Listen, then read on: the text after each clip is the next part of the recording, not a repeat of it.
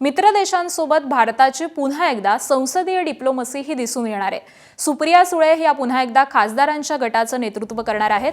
त्याबरोबरच श्रीकांत शिंदे, प्रफुल्ल पटेल, अशोक चव्हाण यांच्याकडे देखील खासदारांच्या गटाचं नेतृत्व असणार आहे। केनियाला जाणाऱ्या शिष्टमंडळामध्ये नरेश म्हस्के आणि संजय राऊत हे एकत्र दिसणार आहेत। भारताच्या आंतरसंसदीय सहभागाला व्यापक करण्याचा ओम बिर्ला यांचा हा प्रयत्न असणार आहे। तर 60हून अधिक देशांशी भारताचे संसदीय मैत्री गट हे स्थापन करण्यात आले।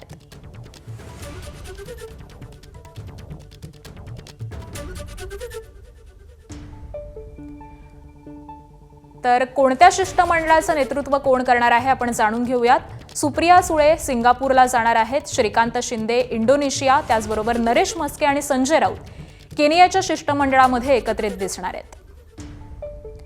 त्याबरोबरच अशोक चव्हाण हे अर्जेंटिनाला जाणाऱ्या शिष्टमंडळाचं नेतृत्व करतील, प्रफुल्ल पटेल ब्राझीलला जाणाऱ्या शिष्टमंडळाचं नेतृत्व करतील आणि अरविंद सावंत मोरोक्कोमधील शिष्टमंडळाचं नेतृत्व करतील।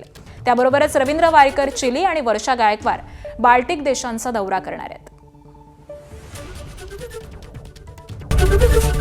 एबीपी माझा, उघडा डोळे बघा नीट।